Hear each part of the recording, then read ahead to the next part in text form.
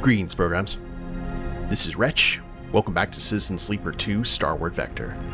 And in the last episode, guys, we arrived at the outpost of Holmes's Rock, went ahead and explored that for a little bit, found that there's something going on in the caves underneath the outpost that hopefully we'll discover later. But then we decided to travel to the location of Junie's bunker that you wanted us to check out, and we have discovered something that even Junie didn't expect. There is a gigantic facility here underneath the rock, as well as an AI Warden who is very nervous of our presence. Now, we don't know what the facility is for. It kind of had Judge Dredd ISO-Cube vibes to it, but we need to go ahead and figure out what that is, see if we can find anything valuable, and get out before the Warden gets a little too nervous and we end up staying here forever. So it looks like we have got 5 more turns to figure this out. We have the ring facility and the bunker core. Let's check this out. Explore HAB units. Hundreds lived and worked in this facility, and the evidence is everywhere. You can't help but search through. That requires intuition. The facility storage depot is in incredible condition. There has to be some useful components here among the tools. So we have Solheim Souvenir and Solheim Tech. That's cool. And we've got plenty of endurance here with Eugen. We could grab that pretty easily. What about the bunker core? This is the data archive. Extract hardware. The more dramatic way to steal the data is to rip the physical storage out of the core. Subtly, of course. Extracting the entire cache will lurk the Warden, so the data needs to be scrapped away, layer by layer, or scraped away. The core holds the hug cache of Solheim data Junie wants, but the Warden won't like you extracting it. So we need to make sure if we do this that we basically have our game face on, because otherwise it'll increase the crisis. But in the meantime, I think we can go ahead and work on getting some supplies here. We've got 2 intuition. Now, in terms of pushing, +3 to lowest dice, cool. Let's see what a Solheim Souvenir will do.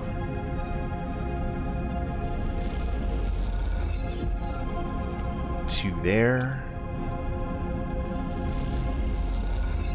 Each unit has a secret cabinet beneath the berth. This is the place to find valuables. Indeed. So let's go ahead and push.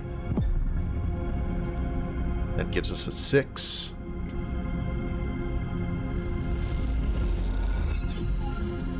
The HAB units are like okay, and there are more HAB units to search, but it seems you found all you can. Cool.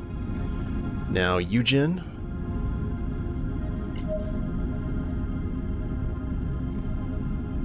Will this fill out? The good components are in the back rooms, tucked into locked cases that are tricky to crack. Eugen got lost in the back rooms, huh?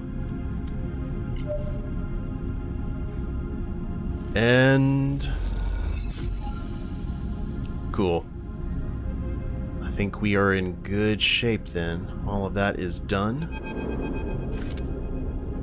There's an unsettling quiet to the HAB units of the facility. A soft silence that blankets every room and hallway.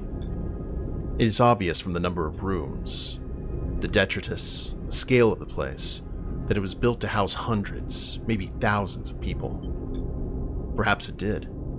Perhaps at the height of Solheim's control of the system, these rooms were filled with life. What kind of life would it be, though, maintaining and running a secret installation inside a distant rock? No sun to speak of? No outside beyond the vast cavern that surrounds you? An eternal dark, punctuated by the flash of artificial light. And yet, even in such places, lives grow. You know that yourself from being a sleeper. From your work among other sleepers in the most wretched and distant corners of the surrogate systems. Even in the endless dark, people find ways to live. Come, take a look at this. Junie is searching on her own, a few rooms away. You glide through an open doorway into a living room with couches meant for zero-G use, a magnetic table, and a window that looks out to the regular constellation of red lights that describe the limits of this world. Junie is holding an object that makes you stop still and stare, blinking at what seems like an unusual reversal of scale. It's a model, you realize, of the rig. Not your rig, obviously, but a rig. Or an MEV Riger class, as the plaque on the base tells you. Mobile extraction vehicle. Junie follows the eyes to the plaque. Riger class. She frowns. Seriously? That's why they call them rigs? She laughs, and the noise bouncing back hard and cruel in the empty room. What does Riga mean, anyway? She sighs. Another Solheim mystery. You look at the model, still fascinated by seeing your ship rendered in such careful detail. You try to imagine what this model meant to those who lived here. A child's toy? A meaningless corporate knickknack? The model's purpose remains opaque.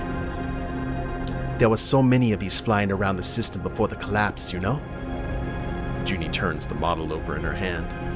Solheim used to rent them out to colonists. I've seen the records. That was what they did here. They claimed the system, then rather than exploit it themselves, they provided goods and services to those who would. The workers paid for transit to the system, then accommodation, equipment, and access to mining claims. Other corps, like XPR and Neovend, paid Solheim to access this closed market, to provide other services. Meanwhile, Cybel paid even more to test terraforming tech in the system. They built massive projects here, rich from work they only facilitated but never undertook. But then they collapsed? Yeah, that's what happens when you're built on other people's work. A few high-profile accidents, malfunctions, and the exodus begins.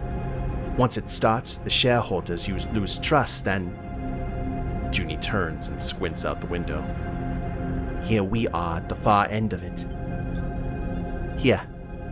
Junie turns and hands you the rig model. A gift.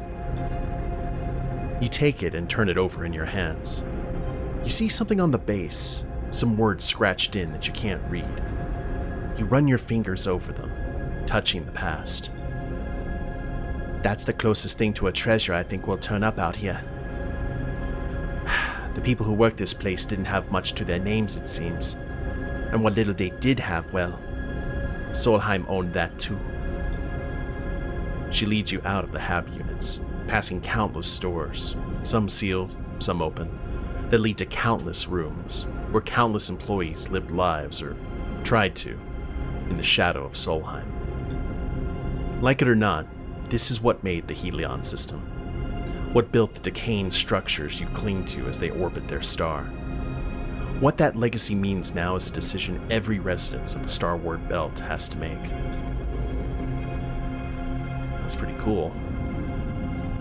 And that is everything that we can do there. Now, can we knock out some engineering? I don't know what a neutral option will do. I guess we're about to find out, though. Let's subtly do some engineering. Systematically cutting the connections to a drive allows the entire thing to be pulled free. Just some stress would be nice, because we can get rid of that. Ripping the storage means climbing into the core. It's dangerous work. Well, I am okay. Is there anything else that we can find here on the rock? No? Let's go ahead and get some sleep then.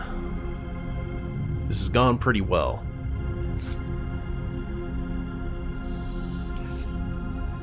Ooh, very well indeed. Okay. So we'll go ahead and have Junie do the interface.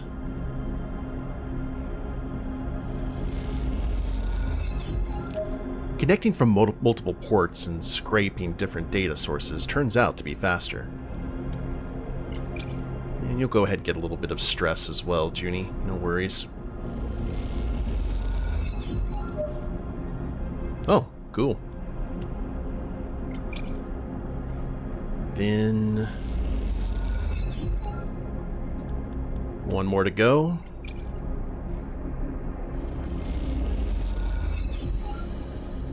just a little bit of stress, nothing too horrible. Done. Junie removes her cable from the data core's port. She looks up from the boxy piece of hardware, one that wouldn't fit inside any ship short of a freighter, and stares at the domed ceiling above, an oculus at its apex letting a shaft of light into the hull. It's a grand piece of architecture for what amounts to a massive piece of data storage, but then Solheim always did have a sense of grandeur when it came to its projects. Why should a secret signal monitoring facility be any less opulent than its other findings? Did you find anything good? Hard to tell. She squints at the vast data core. There's too much in there. I barely scratched the surface. We'll only know what's really there when I have time to process it. We should go. I'm not sure how the Warden will react. She looks back over her shoulder at the vast core. I don't think we'll be let back in to get more. As if listening for its name, the Warden suddenly apparates on one of its pedestals. It stares, statuesque, across the hall, its eye line way above your head. Officer Dahl. Its voice sounds strange now, stretched, drawn out. I have detected inconsistencies in the central data core. I believe there may have been unauthorized access. Junie looks at you nervously. Thank you for bringing this to my attention. I will investigate when I can. But for now, my guest and I, she looks at you, have to depart. The Warden flickers. The Warden bends and warps. The Warden screeches a pulse of digital noise. Of course. The Warden's voice is still broken, still slowed. I hope you enjoyed your visit to this facility. Junie looks up at the blind statue. Something is moving inside it, making its skin, if it has a skin, bend away from its body. I want to... What is that? You wait, floating there in the dust. Junie approaches the pedestal. Officer Dahl, can I ask when you will return? The Warden blinks its wide eyes. The facility has been idle for many cycles, and without reactivation, we may face further difficulties in its maintenance. It, the Warden pulses, has been so long. You watch as Junie approaches the pedestal. I don't think I will be able to return. I'm sorry, Warden.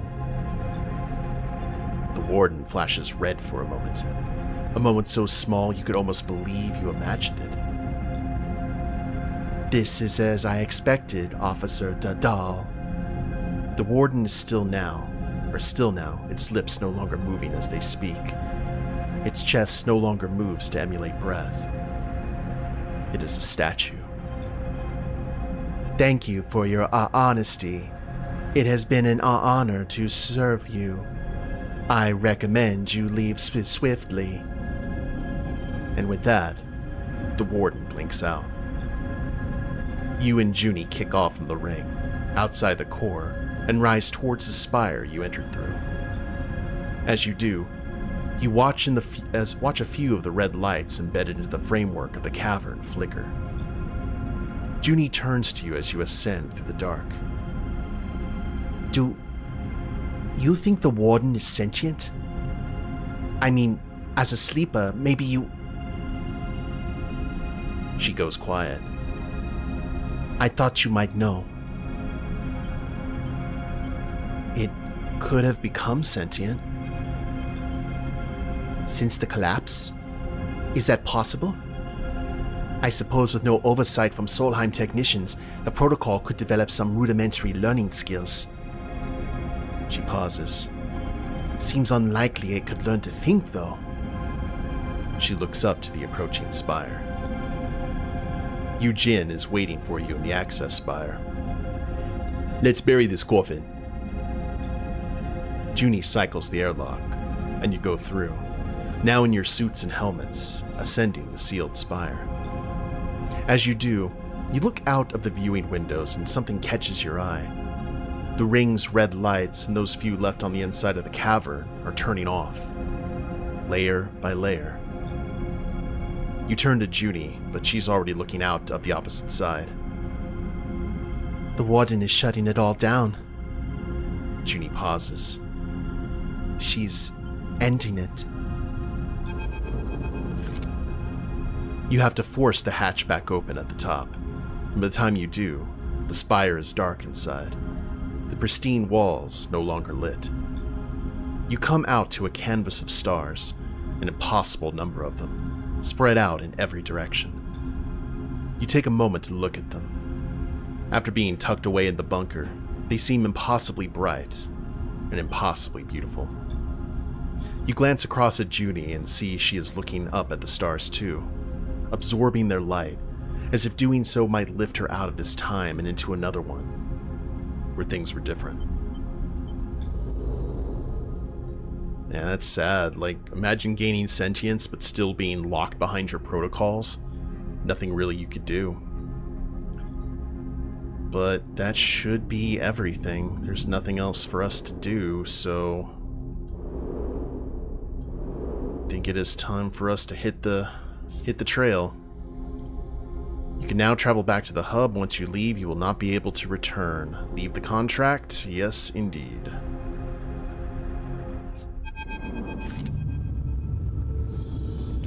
Seraphin settles the rig at Holmes's Rock, the old Solheim arrays glinting in the sun. Looking out at the station, you suddenly remember the model Junie gave you, and you take it out of your pocket. Seeing it in full light, you notice it's made from cast metal, surprisingly detailed and robust looking. Well, look at that. Seraphin glides over. It's a mini rig. You let him take it, and he turns it over in his hand, looking at it. What a find. He gazes at the model ship. What are you going to do with it?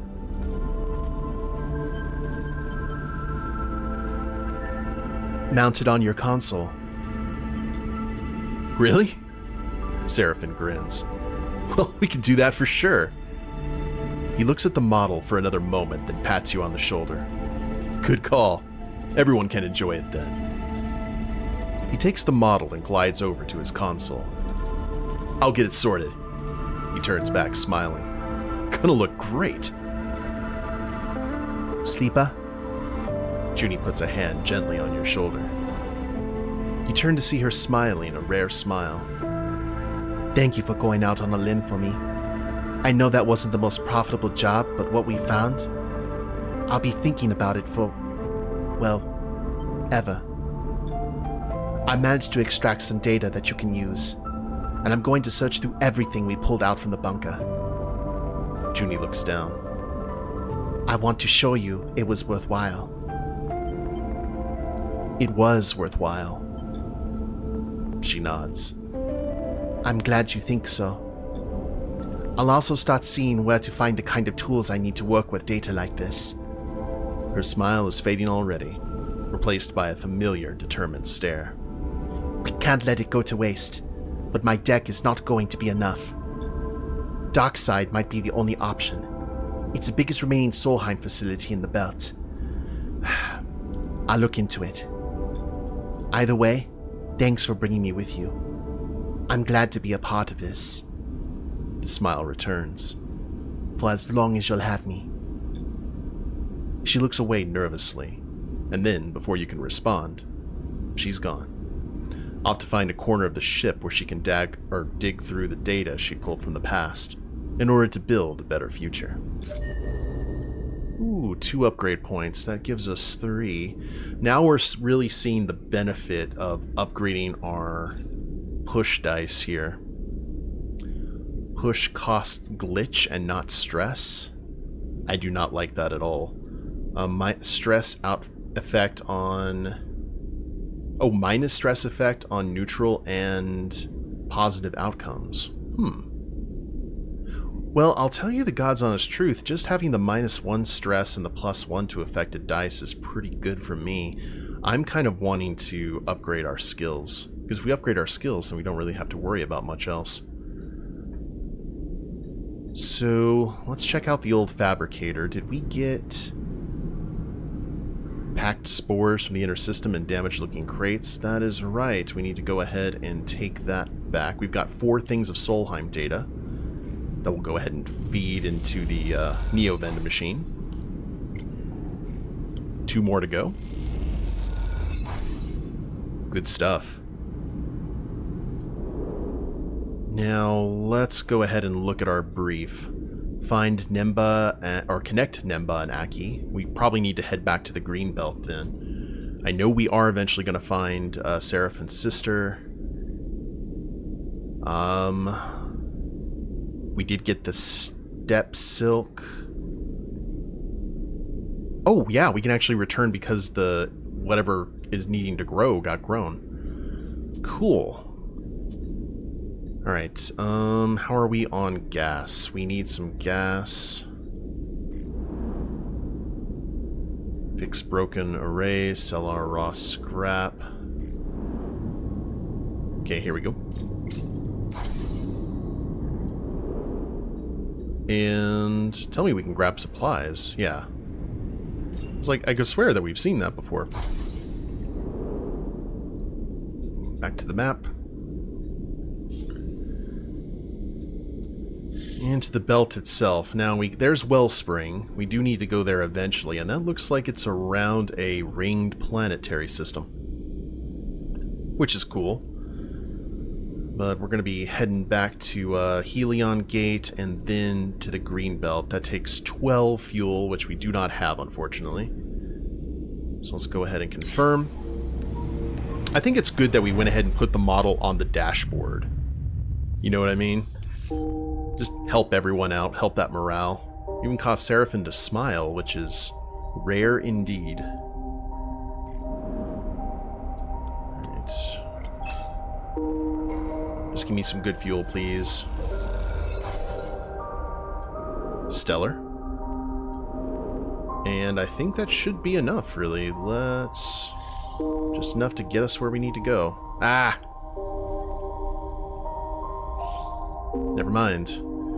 Let's go ahead. I think we should go ahead and rest. There's still not a whole lot for us to do here at the rig.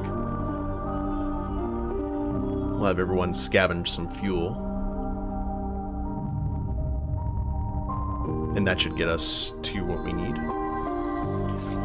Aha!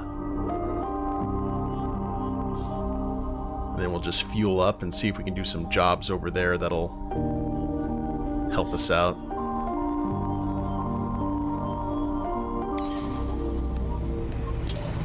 Hopefully good things have happened back here. What? Seraphin! The shout echoes through the ship, reaching you in the cockpit. You see the angle of Seraphin's head change, but he does not respond otherwise. Did you hear that? Seraphin sighs. Yes, I heard. He looks back at you. How about you go see what they want? Let's go investigate. You unstrap from your seat and glide out of the cockpit. You run into Bliss in the corridor. Where's Seraphin? He's got to be the guilty one. They look impatiently over your shoulder. Bliss shakes their head. Come on, you need to see this. You follow the irritated Bliss through the ship, down into the cramped storage units tucked between the main ship and the hull. As you enter, you are greeted by total chaos. Amber globs of liquid ration float in the air and cling to the walls, while chunks of dried food spin slowly, breaking into crumbs. See? Bliss fumes. Someone opened up one of the supply crates and left it like this. They point to a crate in the storage netting with the lid pushed open. You look at the mess spilling out from the crate. Who could have done this? Let's inspect the remains. You take a moment to pick through the food and find a torn open pouch of liquid rations. You turn it in the light and see that a set of evenly spaced gashes at the edge. Looking at the chaos, it's hard to imagine a person doing this. especially one of your crew. Bliss puffs out their cheeks. I need a break from this ship. They look at you. Help me tidy this up. You spend the rest of the journey packing the crate away and disposing of the spoiled supplies. But as you do, you can't help but wonder what actually happened here. When you're finished, you take one last look around the storage bay. As you gaze around the now cleared space, you have the same feeling of being observed by unseen eyes as you felt in the tunnels of Holmes's Rock. Ooh, did something join us? That's unfortunate. The biosphere, once barren, is transformed. Where it was once a dry and gray, it now swirls with amber dust, a hazy cloud cut through with the bone-white tendrils of steppe silk. Aki, in mask and goggles, lets the biosphere's circulating air play with the end of her scarf, twirling and twisting, even threatening to rip it from her neck. That scarf, she's explained, is woven from the bast fibers of the steppe silk itself. That is why this place is known as Weaver's Fields, for the workshops of Greenbelt residents creating fabric from its steppe silk fibers. Weavers who fled from Ember Steppe, and those taught afresh by Aki herself. Isn't it beautiful? Aki asks, her eyes glowing. Ember Steppe reborn on this rock, but not as an archive, as something new. The plants themselves are reconfigured. The steppe silk adapts well to the microgravity, even thrives, and the dust itself becomes a cloud that surrounds it. Aki points to a tendril stretching across the space. What was once a burrowing plant is now a bridging plant. Like us, it projects itself across empty space, pushing out into new conditions. Aki looks at you. Sorry, I'm rambling. This place does that to me. Her chuckle is muffled by her mask. It is beautiful. Aki bows. Thank you. I'm glad you like it.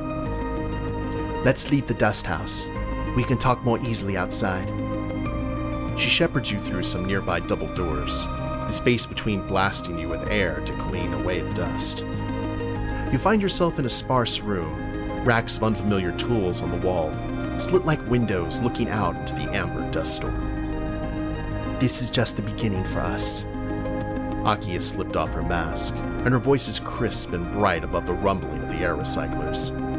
The steppe silk is already being harvested, redded, and woven. This is no synthetic fiber from the dark side looms. This is a natural fabric, out here in this unnatural place. Aki brushes a little dust away. We will trade it and get what Greenbelt needs to stay stable, to feed its people. I am the administrator, but the workers are the owners here, and we will make a future for ourselves from our work. Aki shrugs. We control our path. What more could we want? Silence falls in the room. The idea of such a future so desirable that it's almost painful. An idea that haunts you. You can spend as much time here as you like. Aki breaks the silence, somehow aware of your thoughts. I find the noise soothes me.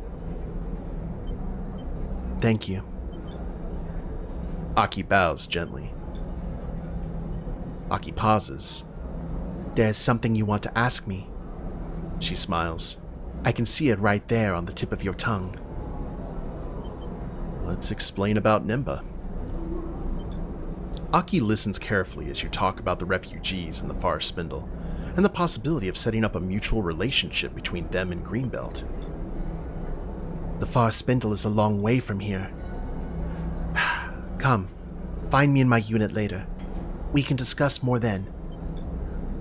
You leave Aki in her dust house, surrounded by the landscape of her homeworld. One of many creatures born on that parched moon that is in the process of transforming into something new. New location discovered, and we have done good. And got 2 upgrade points. Stellar. So, what we're going to do here, guys, we're going to go ahead and end the episode, but when we get back, we'll go ahead and explore Aki's unit here, see if there's anything new for us. If we have to wait, we'll spend our points and see where we go from there. Hope y'all have enjoyed it. If you liked the episode, please leave a like down below. Subscribe to the channel, leave a comment, that'd be a big help. I will see you next time. Later days, everyone.